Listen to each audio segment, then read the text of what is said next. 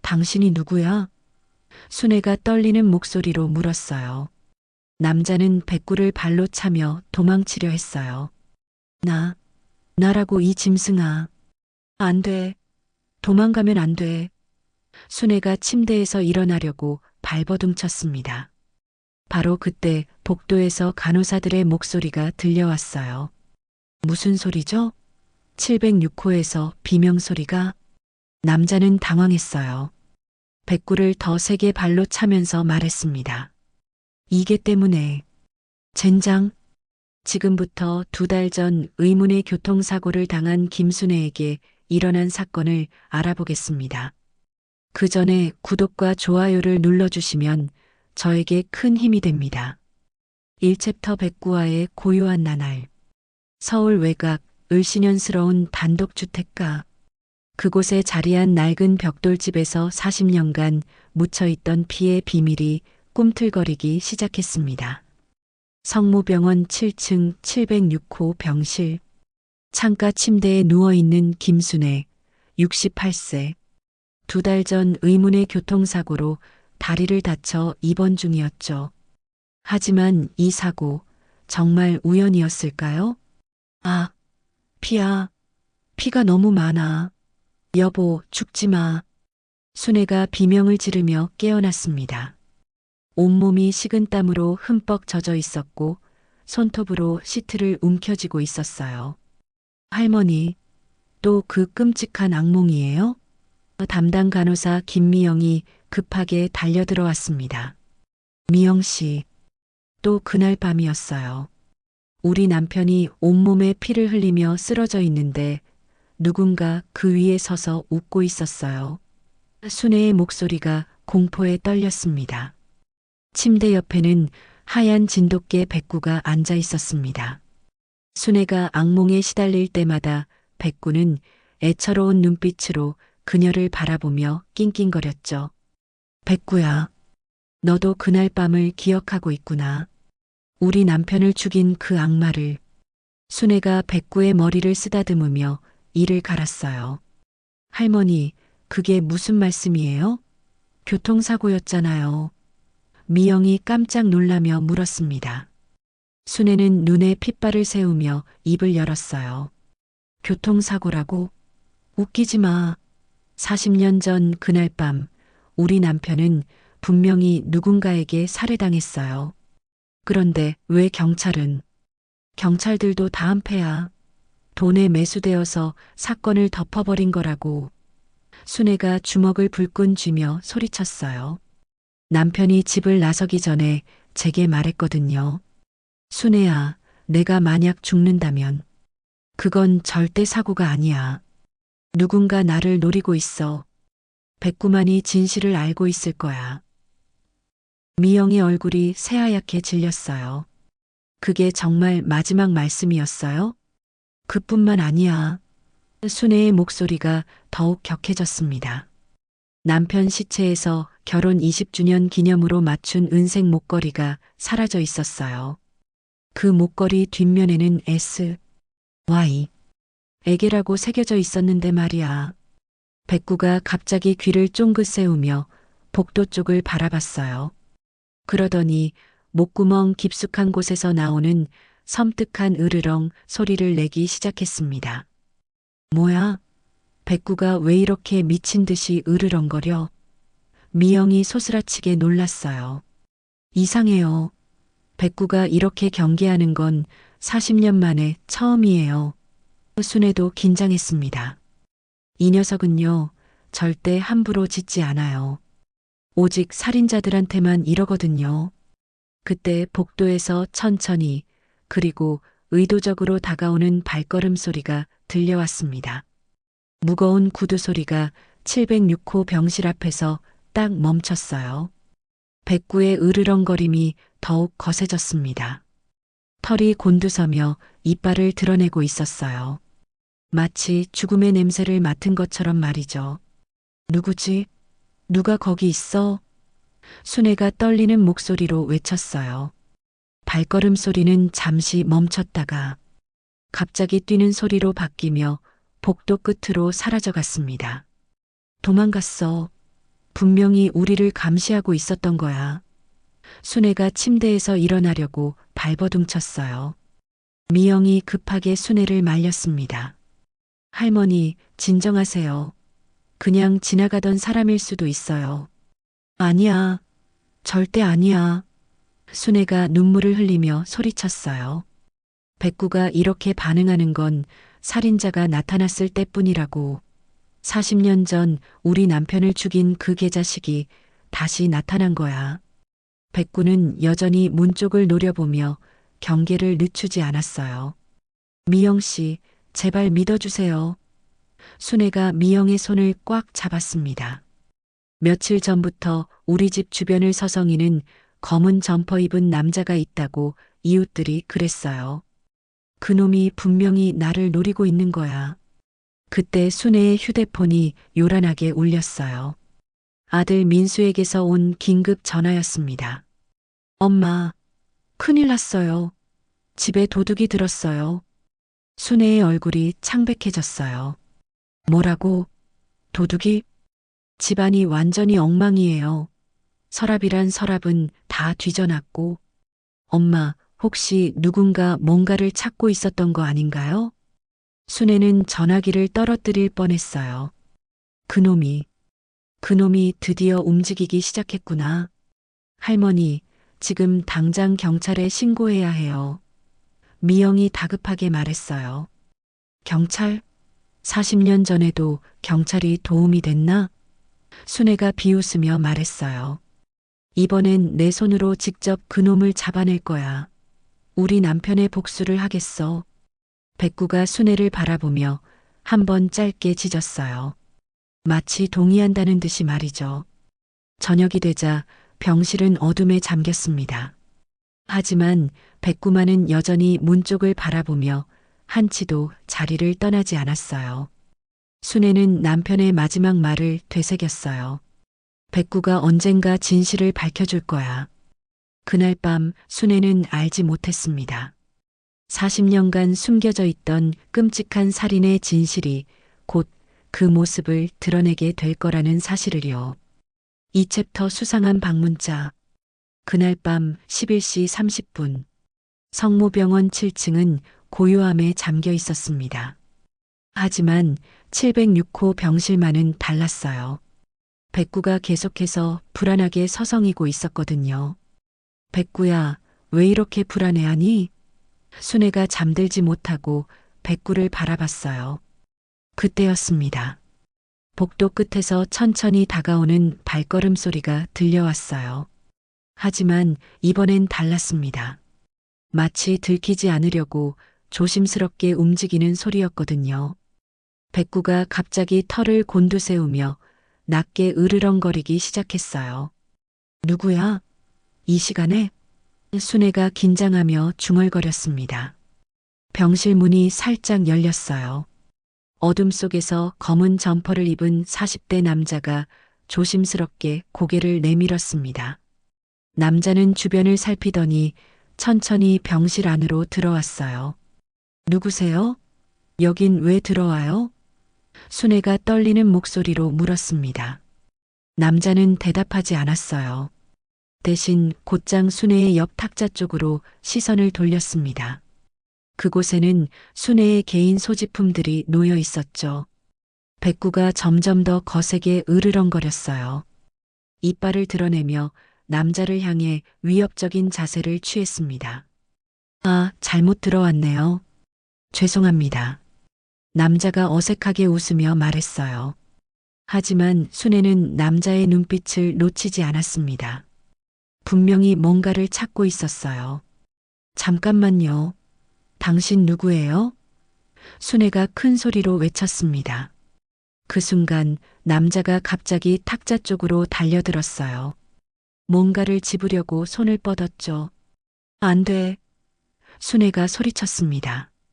백구가 번개처럼 뛰어올랐어요.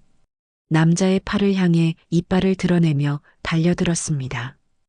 으악, 이게 새끼야. 남자가 비명을 지르며 팔을 흔들었어요. 하지만 백구는 놓아주지 않았습니다. 꽉 물고 늘어졌죠. 그때였습니다. 남자의 손에서 무언가가 바닥에 떨어졌어요. 탁 하는 금속 소리와 함께 작은 은색 목걸이가 바닥을 굴렀습니다. 순애의 눈동자가 크게 흔들렸어요. 그게 뭐야? 목걸이를 본 순애는 온몸이 얼어붙었습니다. 그것은 틀림없었어요. 40년 전 남편이 죽던 날 그의 목에서 사라졌던 바로 그 목걸이였거든요. 당신이 누구야? 순애가 떨리는 목소리로 물었어요. 남자는 백구를 발로 차며 도망치려 했어요. 나라고 이 짐승아. 안 돼. 도망가면 안 돼. 순애가 침대에서 일어나려고 발버둥쳤습니다. 바로 그때 복도에서 간호사들의 목소리가 들려왔어요. 무슨 소리죠? 706호에서 비명소리가. 남자는 당황했어요. 백구를 더 세게 발로 차면서 말했습니다. 이게 때문에. 젠장. 백구가 잠시 물러섰을 때 남자는 재빨리 목걸이를 주우려 했어요. 하지만 순애가 더 빨랐습니다. 그건 우리 남편 거야. 도둑놈. 순애가 목걸이를 낚아챘어요. 목걸이를 확인한 순애는 경악했습니다. 뒷면에 SY 에게라는 글씨가 또렷하게 새겨져 있었거든요. 당신이 우리 남편을 죽인 거야. 순애가 목을 쥐어짜는 듯한 목소리로 소리쳤어요. 남자의 얼굴이 새하얗게 질렸어요. 뭔 소리야? 나는 그냥. 거짓말하지 마. 40년 동안 이걸 가지고 있었다는 거잖아. 순애가 목걸이를 꽉 쥐며 울부짖었어요. 그때 간호사들이 병실로 뛰어들어왔어요. 무슨 일이에요? 왜 이렇게 시끄러워요? 미영이 숨을 헐떡이며 물었어요. 남자는 재빨리 태도를 바꿨어요. 아, 죄송해요. 병실을 잘못 찾았네요. 어머니가 치매가 있으셔서 갑자기 소리를 지르시는 것 같아요. 뭐라고? 치매? 순애가 분노에 떨며 소리쳤어요. 이 도둑놈이 우리 남편을 죽이고도 모자라서 나를 치매 환자라고? 할머니, 진정하세요. 미영이 순애를 말렸어요. 남자는 어색하게 웃으며 말했어요. 노인분들이 가끔 이러시잖아요. 저는 그냥 가보겠습니다. 도망가면 안 돼. 이 사람이 살인자야. 순애가 목청을 높여 외쳤어요. 하지만 남자는 이미 병실 문 쪽으로 향하고 있었어요. 백구가 다시 달려들려 했지만 간호사들이 말렸습니다. 할머니, 걔를 좀 말려주세요. 그 틈을 타서 남자는 병실을 빠져나갔어요. 복도로 나가면서 뒤돌아보며 순애를 노려봤습니다. 그 눈빛은 분명한 위협이었어요. 기다려. 도망가지 마. 순애가 침대에서 내려오려 했지만 다리 부상 때문에 힘들었어요. 미영이 순애를 붙잡으며 말했어요. 할머니, 지금 뭔 일이었어요? 순애는 손에 꽉 쥔 목걸이를 보여주며 떨리는 목소리로 말했어요. 이걸 봐요. 이게 40년 전 우리 남편 목에서 사라진 목걸이예요. 정말요? 그 남자가 40년 동안 이걸 가지고 있었던 거야. 분명히 남편을 죽인 범인이야. 순애의 눈에서 눈물이 흘러내렸어요. 백구는 여전히 문 쪽을 바라보며 으르렁거리고 있었어요. 마치 그 남자의 냄새를 기억해 두려는 것처럼 말이죠. 미영 씨, 제발 믿어주세요. 그 사람이 우리 남편을 죽인 살인자예요. 그날 밤 순애는 알지 못했습니다. 이것이 40년간 숨겨져 있던 끔찍한 진실의 시작일 뿐이라는 사실을요. 3챕터 닫힌 기억의 문이 열리다. 다음 날 아침 성모병원은 발칵 뒤집혔습니다. 순애의 신고로 경찰이 출동했거든요. 할머니, 정말 확실하세요? 그 남자가 40년 전 사건과 관련이 있다고요? 박 형사가 회의적인 표정으로 물었어요. 순애는 손에 꽉 쥔 목걸이를 내밀었습니다. 이걸 보세요. 이게 증거예요. 박 형사가 목걸이를 자세히 살펴봤어요. S, Y, 에게라. 이게 정말 돌아가신 남편분 것이에요? 당연하죠. 결혼 20주년 기념으로 제가 직접 주문 제작한 거예요. 순애가 목소리를 높였어요. 40년 전 남편이 죽던 날 시체에서 이 목걸이만 사라져 있었다고요. 백구가 순애 옆에서 낮게 으르렁거렸어요. 마치 어젯밤 일을 증언하려는 듯 했죠. 하지만 할머니, 박 형사가 난색을 표했어요. 40년 전 사건은 이미 교통사고로 결론 났잖아요. 증거도 부족하고. 증거 부족? 순애가 눈을 부릅뜨며 소리쳤어요. 이 목걸이가 살아있는 증거잖아요. 그 계자식이 40년 동안 가지고 있었던 거라고. 그때 병실 문이 열리며 아들 민수가 황급히 들어왔어요. 엄마, 무슨 일이에요? 경찰이 왜 여기에? 순애가 민수에게 어젯밤 일을 설명했어요. 하지만 민수의 반응은 의외였습니다. 엄마, 설마 또 그 옛날 이야기 아니죠? 민수가 한숨을 쉬며 말했어요. 뭐라고? 옛날 이야기? 순애가 믿을 수 없다는 표정을 지었어요. 엄마 아버지는 교통사고로 돌아가셨어요. 40년이 지났는데 아직도 그런 망상을. 민수가 말을 멈췄어요. 망상이라고? 순애의 목소리가 떨렸어요. 내가 지금 내 아버지 죽음을 망상이라고 하는 거야? 박 형사가 중재하려 했어요. 진정하세요. 일단 어젯밤 침입한 남자부터 찾아보겠습니다. 그런데 형사님, 민수가 조심스럽게 말했어요. 우리 엄마가 요즘 기억이 좀 안 좋으세요. 혹시 착각하신 건 아닐까요? 순애는 충격에 빠졌어요. 민수야, 내가 지금 뭐라고 하는 거야? 엄마, 저는 그냥 엄마 걱정돼서. 민수가 당황했어요. 걱정? 순애가 비웃었어요. 내 아버지가 억울하게 죽었는데 걱정이라고 하는 거야? 그때 간호사 미영이 끼어들었어요. 어젯밤에 정말 수상한 남자가 있었어요. 제가 직접 봤거든요. 박 형사가 관심을 보였어요. 어떤 남자였나요? 40대 정도 검은 점퍼 입고 있었어요. 분명히 뭔가 찾고 있었어요. 미영이 증언했어요. 순애가 갑자기 무언가 떠올랐다는 표정을 지었어요. 맞아. 그 남자 예전에 본 적이 있어. 언제요? 박 형사가 물었어요. 40년 전. 남편이 죽던 그날 밤에. 순애의 목소리가 확신에 찼어요. 남편이 집에서 나가기 전에 골목 어귀에서 담배 피우며 우리 집을 지켜보고 있던 남자였어요. 민수가 또 한숨을 쉬었어요. 엄마, 40년 전 일을 어떻게 그렇게 정확히 기억하세요? 기억하지 않을 수가 있나? 순애가 눈물을 흘리며 말했어요. 내 아버지가 집을 나서면서 한 말을 잊을 수 있겠어? 순애야, 만약 내가 죽으면 그건 사고가 아니야. 누군가 나를 노리고 있어. 박 형사의 표정이 진지해졌어요. 정말 그런 말씀을 하셨나요?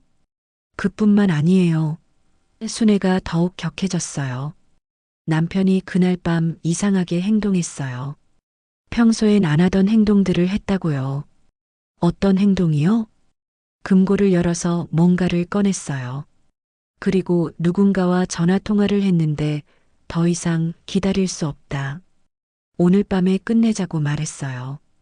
민수가 고개를 저었어요. 엄마, 그런 말씀 예전에 안 하셨잖아요. 안 했다고? 순애가 분노했어요. 너희들이 안 믿어줄까봐 안 한 거야. 경찰도 너도 모두 아버지 죽음을 사고로만 치부하니까. 그때 박 형사의 휴대폰이 울렸어요.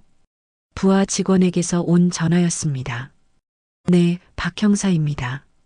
뭐라고? 정말요? 박 형사가 전화를 끊고 순애를 바라봤어요.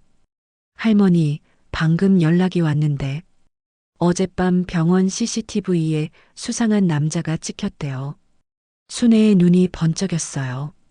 그럼 제 말이 맞는 거잖아요. 그런데 박 형사가 망설였어요. 그 남자가 누군지 확인됐어요. 박도영이라는 사람인데, 박도영? 순애가 그 이름을 중얼거렸어요. 40년 전 사건 기록을 뒤져봤는데 당시 목격자 명단에 있는 이름이에요. 순애가 충격에 빠졌어요. 목격자라고요? 네, 당시 사고 현장 근처에 있었다고 진술한 사람이에요. 그런데, 그런데 뭐예요? 박 형사가 심각한 표정을 지었어요. 이상한 건 그 사람이 지금 할머니 집 바로 옆에 살고 있다는 거예요. 병실이 순간 정적에 휩싸였어요. 순애는 온몸이 얼어붙는 것을 느꼈습니다. 옆집에 순애가 떨리는 목소리로 물었어요. 네, 한 달 전에 이사 왔다고 하네요. 민수가 깜짝 놀랐어요. 엄마, 그럼 정말. 순애가 갑자기 소리쳤어요. 그 개자식이 40년 동안 나를 지켜보고 있었던 거야. 백구가 순애의 감정에 동조하듯 크게 짖었어요. 형사님, 당장 그놈을 잡아주세요. 순애가 애원했어요. 하지만 박 형사는 고개를 저었어요. 증거가 부족해요. 목걸이 하나로는. 그럼 어떻게 해야 하나요? 순애가 절망했어요. 그날 순애는 결심했습니다. 경찰이 도움을 주지 않는다면 자신이 직접 진실을 밝혀내겠다고 말이에요. 4챕터 얽힌 과거의 그림자. 일주일 후 순애는 퇴원했습니다. 하지만 집으로 돌아가는 길 그녀의 마음은 복수심으로 가득 차 있었어요. 엄마, 정말 괜찮으세요? 혹시 무서우시면 우리 집에서 지내셔도. 민수가 걱정스럽게 말했어요. 무서워? 순애가 비웃었어요. 40년 동안 그 개자식 때문에 살아온 내가 지금 와서 무서워하겠어? 오히려 좋아. 이제 코앞에서 그놈을 지켜볼 수 있잖아. 집에 도착하자 순애는 충격을 받았어요. 정말로 옆집에 새로운 이름표가 걸려 있었거든요. 박도영이라고 말이에요. 저런 뻔뻔한 놈이. 순애가 주먹을 쥐었어요. 40년 전에 우리 남편을 죽이고 이제 와서 내 코앞에서 살겠다고. 백구도 옆집을 바라보며 으르렁거렸어요. 걔도 그 집에서 나는 악한 기운을 느끼는 것 같았습니다. 그날 저녁 순애는 오랜 친구 정숙에게 전화를 걸었어요. 정숙의 남편은 예전에 사설탐정 일을 했었거든요. 정숙아, 나야. 급한 부탁이 있어. 순애야, 무슨 일이야? 박도영이라는 사람 조사 좀 해줄 수 있어? 40년 전부터 지금까지 그놈이 뭐라고 살았는지 알아봐줘. 정숙이 놀란 목소리로 물었어요. 왜 갑자기? 무슨 일이야? 그놈이 우리 남편을 죽인 개자식이야. 순애의 목소리가 떨렸어요. 이틀 후 정숙에게서 충격적인 소식이 들려왔습니다. 순애야, 큰일이야. 박도영 그놈 정말 문제가 많은 사람이야. 순애가 급하게 물었어요. 뭔 소리야? 뭘 알아냈어? 지금 당장 만나자. 전화로는 못해. 너무 위험해. 1시간 후 동네 찻집에서 만난 정숙은 두꺼운 파일을 순애에게 건넸어요. 이걸 봐. 박도영, 현재 55세. 부동산 개발업자라고 하지만 정숙이 목소리를 낮췄어요. 과거에 도박장과 사채 조직을 드나든 전력이 있어. 순애의 눈이 번쩍였어요. 사채 조직? 그뿐만 아니야.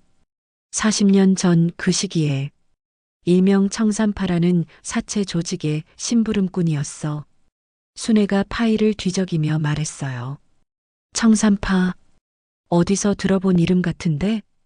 순애야, 혹시 내 남편이 돈 문제로 고생한 적 있어? 순애는 깜짝 놀랐어요. 어떻게 알았어?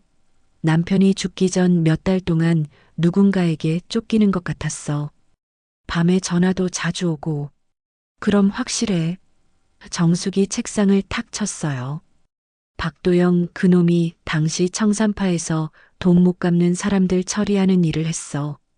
순애의 온몸이 부르르 떨렸어요. 그럼 정말로 우리 남편을? 아직 확실하지는 않지만 정황상 그럴 가능성이 높아. 그런데 더 큰 문제가 있어. 뭔데? 정숙이 심각한 표정을 지었어요. 그놈이 내 집 옆으로 이사 온 게 우연이 아니야. 분명히 무슨 목적이 있어.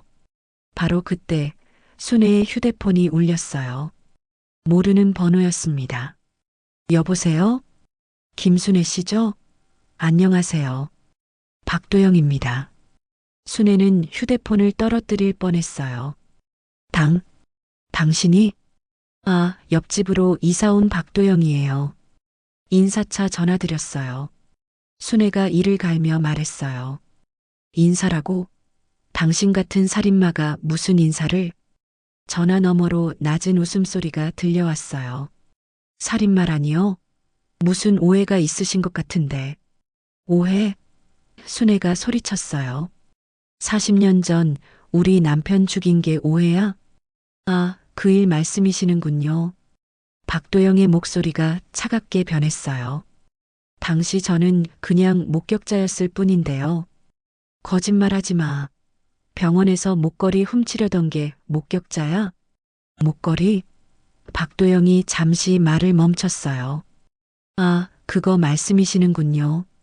그건 제가 주인에게 돌려주려고 했던 건데. 돌려준다고? 순애가 믿을 수 없다는 표정을 지었어요. 김순애 씨, 마음을 좀 진정하세요. 오늘 저녁에 한번 뵙죠. 모든 걸 설명해 드릴게요. 전화가 끊어졌어요. 순애는 온몸이 떨렸습니다. 정수가 그놈이 오늘 저녁에 만나자고 해. 절대 만나지 마. 위험해. 정숙이 말렸어요. 하지만 순애의 마음은 이미 정해져 있었어요. 아니야. 만날 거야. 40년 동안 궁금했던 진실을 들어야겠어. 그날 저녁 순애가 집에 도착하자 박도영이 이미 대문 앞에서 기다리고 있었어요. 안녕하세요, 순애 씨. 오랜만이네요. 박도영이 뻔뻔하게 웃으며 말했어요. 백구가 박도영을 보자마자 미친 듯이 지저댔어요. 백구가 당신을 무척 싫어하네요. 순애가 차갑게 말했어요. 걔들은 원래 낯선 사람을 경계하잖아요.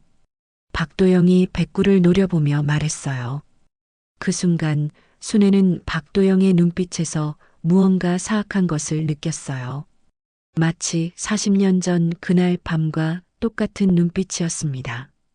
당신, 정말로 우리 남편을 죽인 거야.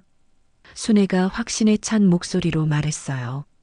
박도영의 입꼬리가 살짝 올라갔어요. 증명할 수 있나요? 그날 밤 순애는 깨달았습니다.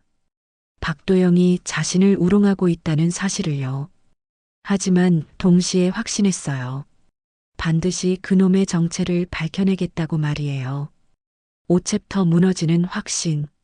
박도영과의 첫 대면 이후 순애의 일상이 지옥으로 변했습니다. 박도영이 의도적으로 순애를 괴롭히기 시작했거든요.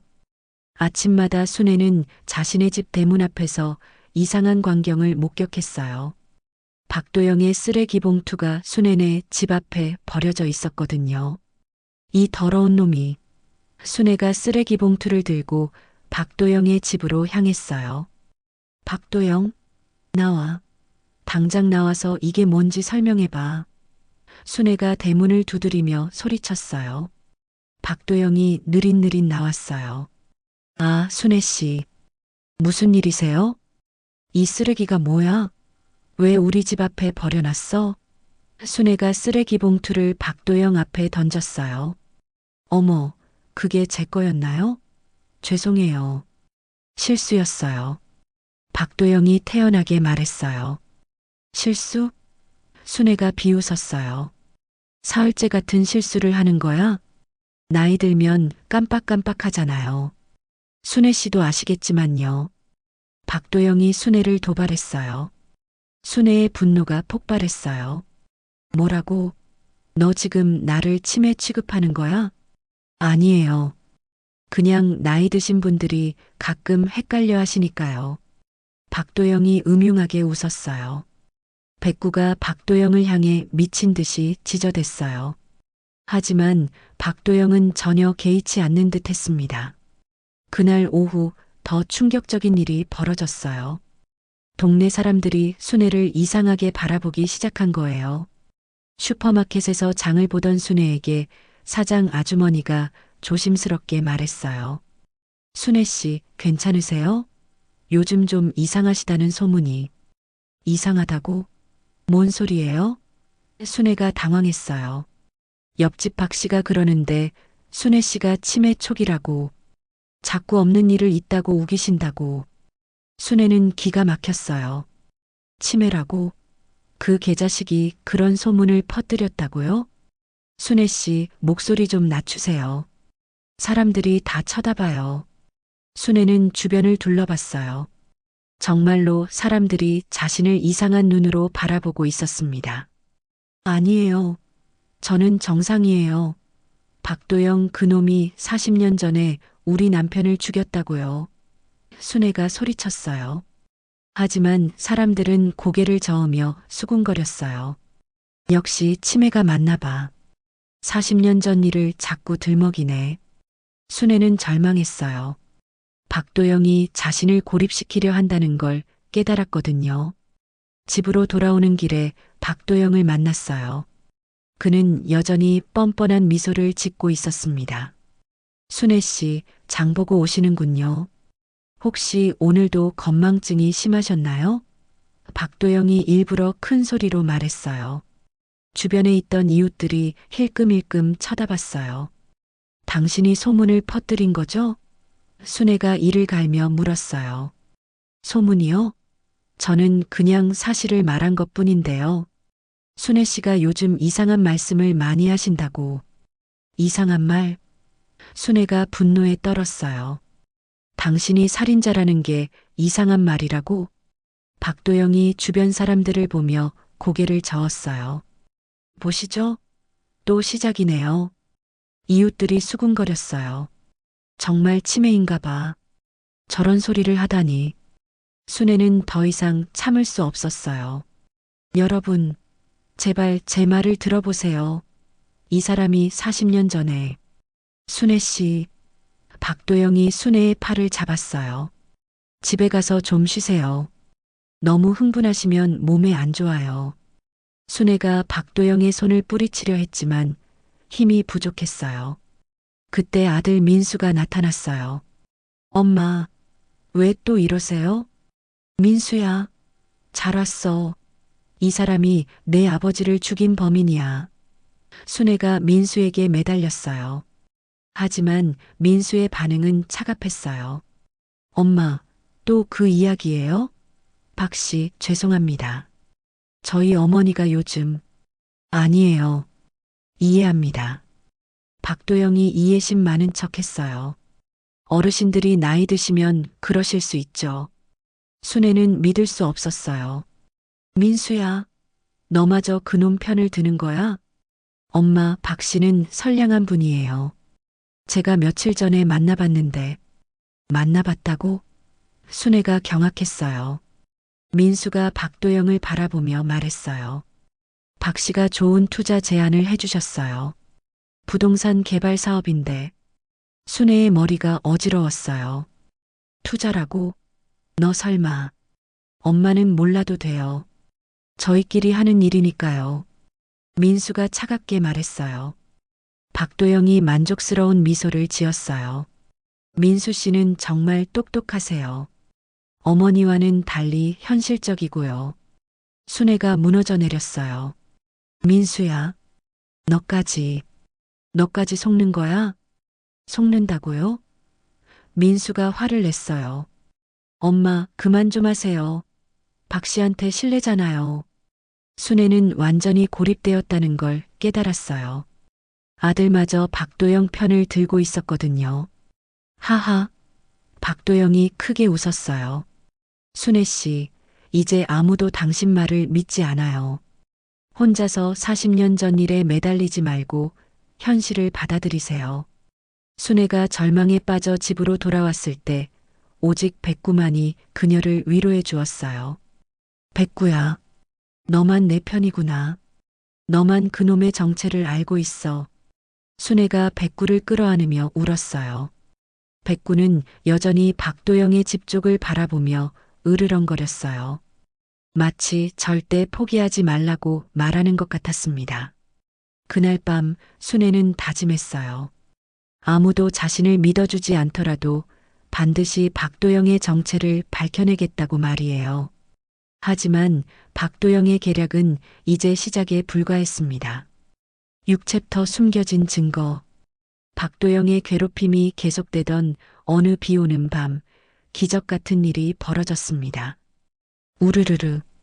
천둥이 치고 비가 억수같이 쏟아지던 밤 11시경이었어요. 순애는 잠들지 못하고 창가에 앉아 있었습니다. 박도영의 집에서 불빛이 새어나오고 있었거든요. 저 개자식이 또 무슨 짓을 꾸미고 있는 거야? 순애가 중얼거렸어요. 그때 백구가 갑자기 일어서더니 대문 쪽으로 달려갔어요. 백구야, 어디 가려고? 순애가 따라 나섰어요. 백구는 비를 맞으며 골목으로 뛰어나갔습니다. 마치 무언가에 이끌리는 것처럼 말이에요. 백구야, 돌아와. 비 맞으면 안 돼. 순애가 우산을 들고 뒤따라갔어요. 백구는 골목 모퉁이에서 멈춰서더니 땅을 파기 시작했어요. 앞발로 미친 듯이 흙을 파내고 있었습니다. 백구야, 뭐라는 거니? 순애가 다가갔어요. 그런데 백구가 파고 있는 곳에서 뭔가 반짝이는 게 보였어요. 저게 뭐지?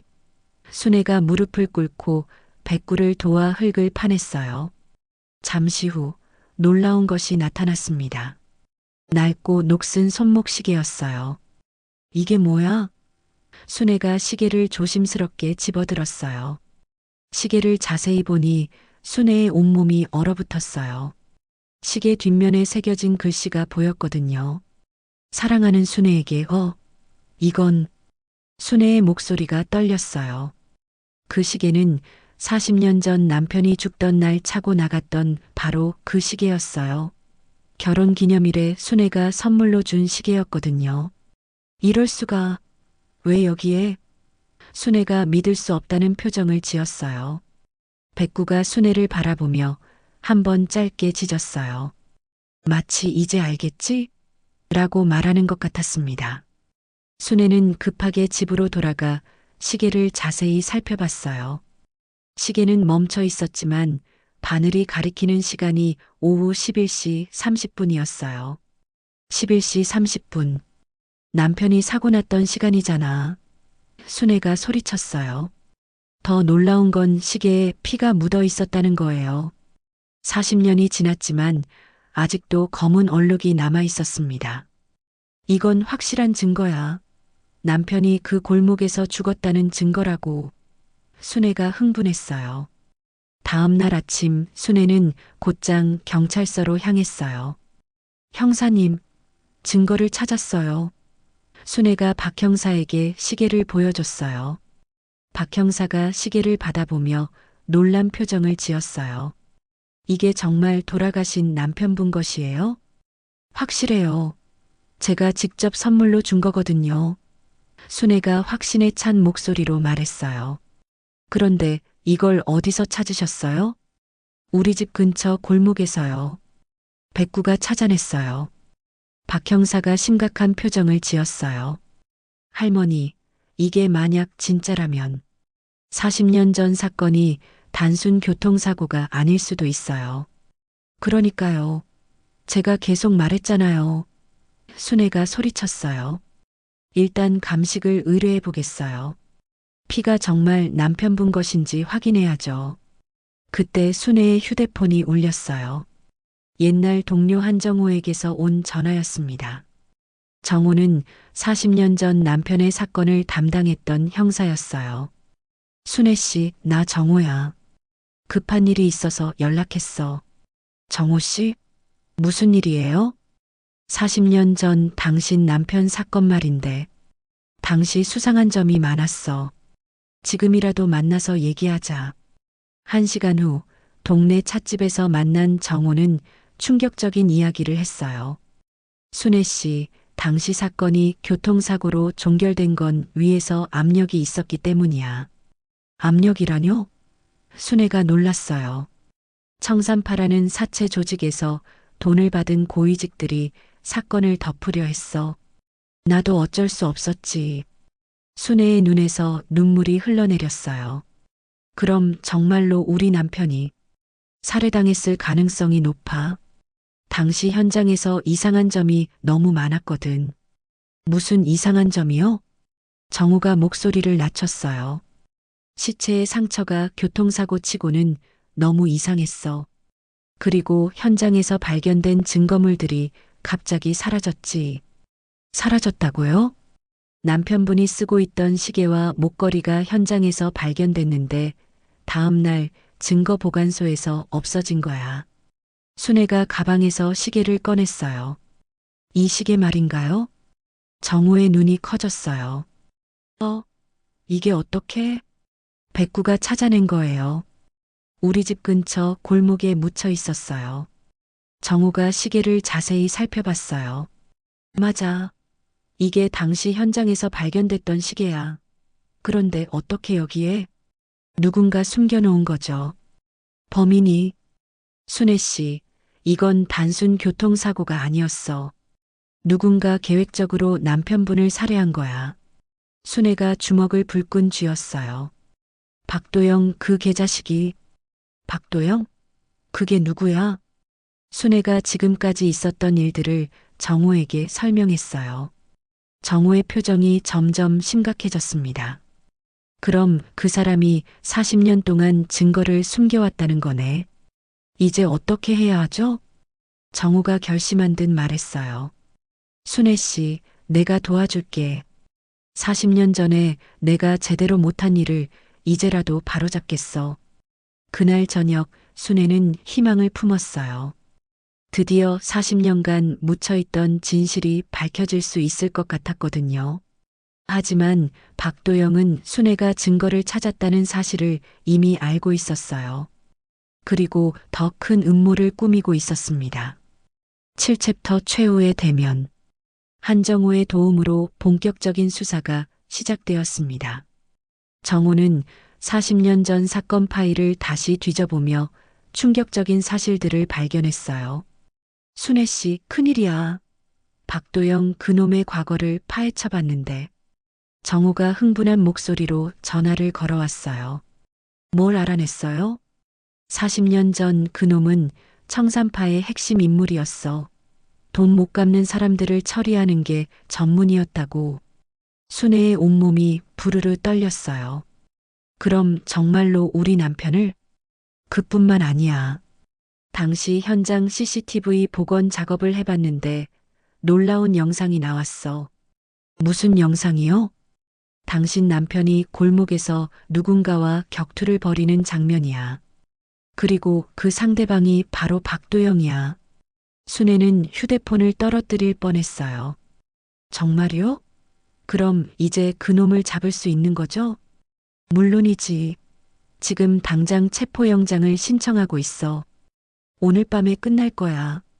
그날 저녁 8시 순애는 창문으로 박도영의 집을 지켜보고 있었어요. 곧 경찰이 올 거라는 생각에 가슴이 두근거렸습니다. 그때 박도영이 집에서 나와 순애네 대문을 두드렸어요. 순애 씨, 나와보세요. 중요한 얘기가 있어요. 순애가 문을 열자 박도영이 비웃는 얼굴로 서 있었어요. 뭐야? 무슨 얘기? 하하, 시계 찾으셨다면서요? 정말 대단하세요. 박도영이 박수를 쳤어요. 순애가 놀랐어요. 어떻게 알았어? 제가 모르는 게 어디 있겠어요? 40년 동안 당신을 지켜봤는데 말이야. 박도영의 목소리가 차갑게 변했어요. 지켜봤다고? 순애가 소름 끼쳤어요. 당연하죠. 언젠가 증거가 나올 줄 알았으니까요. 그래서 당신 옆으로 이사 온 거예요. 순애가 뒤로 물러섰어요. 당신, 정말 미친놈이구나. 미쳤다고요? 박도영이 큰 소리로 웃었어요. 40년 전 당신 남편이 저한테 한 짓을 아세요? 무슨 소리야? 박도영의 눈에 광기가 돌았어요. 그 개자식이 우리 조직에 돈을 들고 튀려고 했어요. 5억 원이나 되는 거액을 말이야. 거짓말하지 마. 순애가 소리쳤어요. 거짓말? 박도영이 이를 갈았어요. 그날 밤 그놈이 골목에서 제게 뭐라고 했는지 아세요? 너희들 같은 쓰레기들한테는 한 푼도 안 갚겠다고 했어요. 순애가 믿을 수 없다는 표정을 지었어요. 우리 남편은 그런 사람이 아니야. 아니라고요? 박도영이 비웃었어요.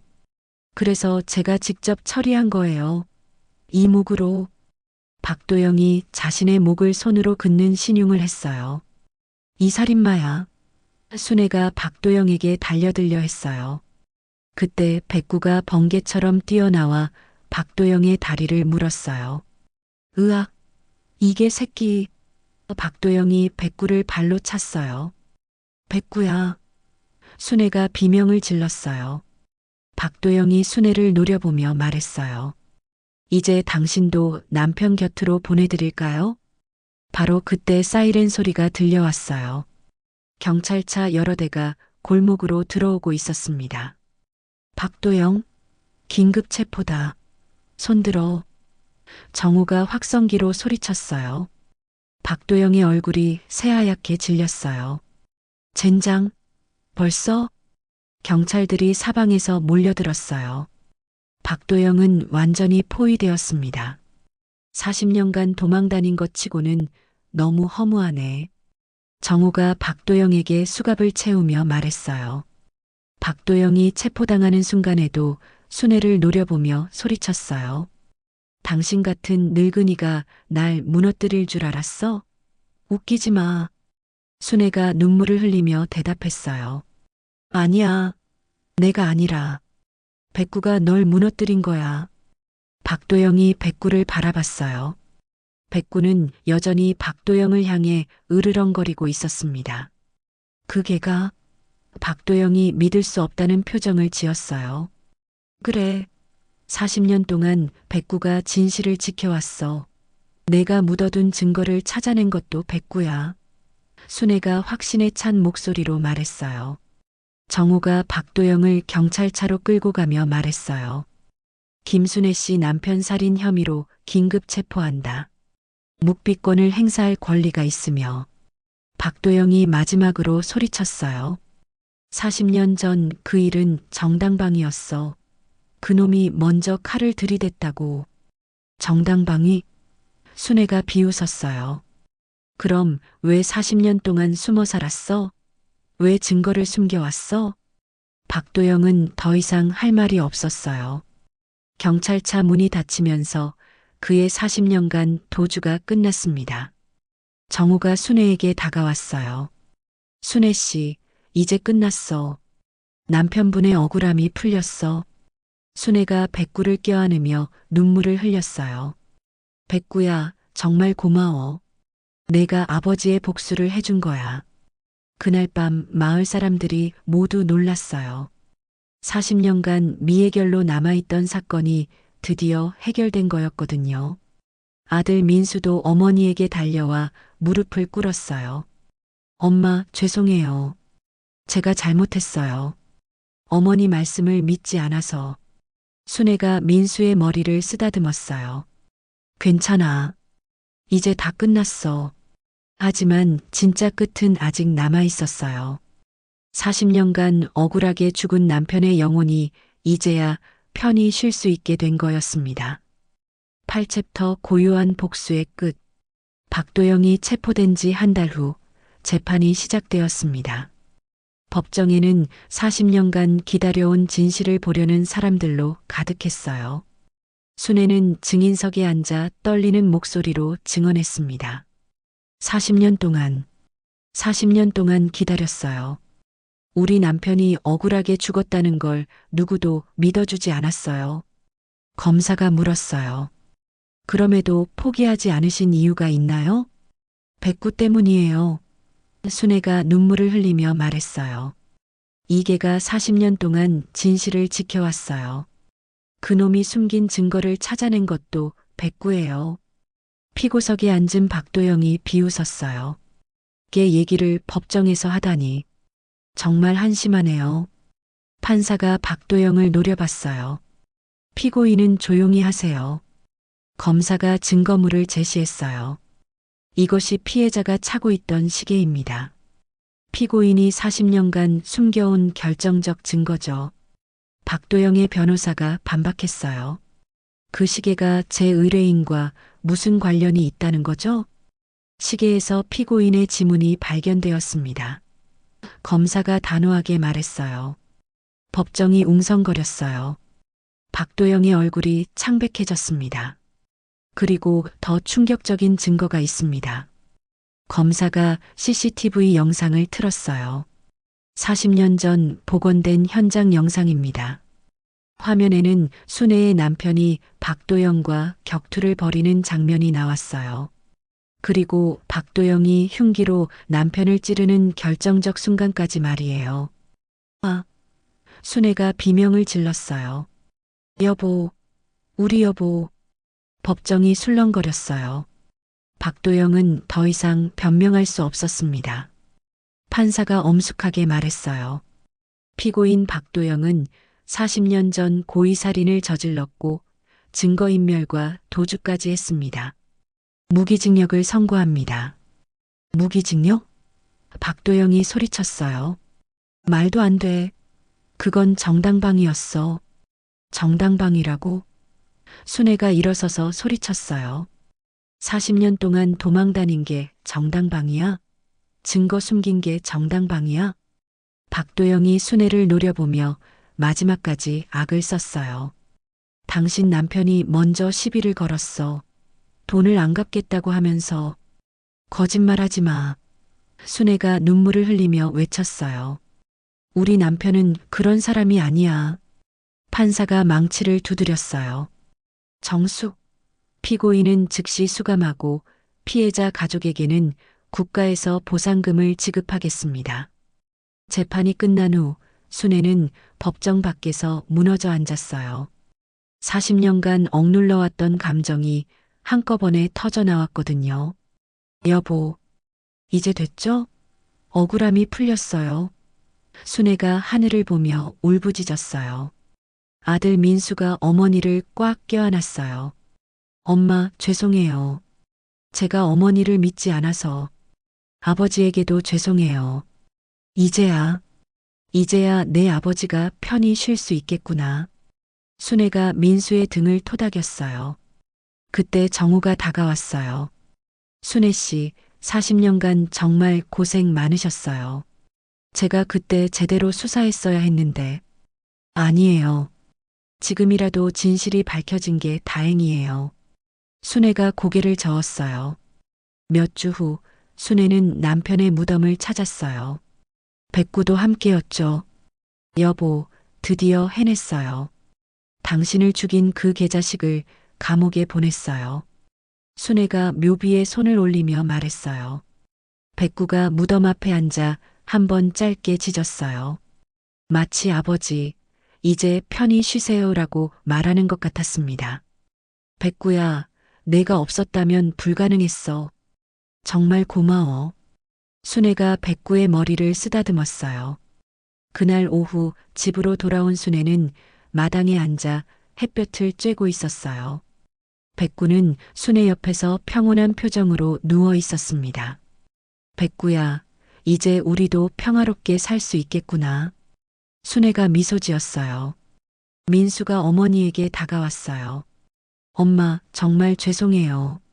제가 박도영한테 속아서 투자까지 하려고 했잖아요. 괜찮아. 너도 모르고 한 일이니까. 순애가 아들을 이해해줬어요. 앞으로는 엄마 말씀 잘 들을게요. 그리고 백구도 정말 대단한 개였어요. 순애의 눈빛에는 오랜 억울함이 풀린 해방감과 세월을 함께 견뎌낸 동반자에 대한 감사가 담겨 있었어요. 백구야, 내 아버지가 하늘에서 지켜보고 계실 거야. 내가 얼마나 훌륭한 개인지 말이야. 순애가 백구를 바라보며 말했어요. 백구는 순애를 바라보며 살짝 꼬리를 흔들었어요. 그 눈빛에는 사명을 다했다는 안도감이 담겨 있었습니다. 그날 저녁 동네 사람들이 순애의 집으로 찾아왔어요. 그동안 박도영의 거짓말을 믿고 순애를 의심했던 사람들이었죠. 순애 씨, 정말 죄송해요. 저희가 잘못 생각했어요. 괜찮아요. 이제 다 끝난 일이에요. 순애가 너그럽게 웃었어요. 마을은 다시 평화를 되찾았어요. 40년간 숨어있던 악마가 사라지자 모든 게 제자리로 돌아왔습니다. 밤이 되자 순애는 백구와 함께 마당에 앉아 별을 바라봤어요. 여보, 보고 있어요? 백구가 해냈어요. 당신이 말한 대로 이 녀석이 진실을 지켜냈어요. 하늘의 별들이 반짝이며 답하는 것 같았어요. 마치 수고했다고 말하는 것처럼 말이에요. 순애는 마침내 평안을 찾았습니다. 40년간 가슴에 품고 살아온 복수가 끝났고, 이제는 남은 인생을 백구와 함께 평화롭게 살 수 있게 되었거든요. 사람이 못하는 일을 개가 해냈습니다. 백구야말로 진정한 영웅이었어요. 이 이야기에서의 교훈은 김순애와 그녀의 충견백구를 통해 인간의 삶에서 기억과 진실이 얼마나 강력한 힘을 가지는지를 보여준다. 순애는 40년 전 억울하게 남편을 잃고도 진실을 묻은 채 살아왔지만 백구의 본능과 집요함이 숨겨진 과거를 끌어올린다. 박도영과의 대치에서 드러난 진실은 시간이 흘러도 죄는 사라지지 않으며 결국 드러난다는 사실을 증명한다.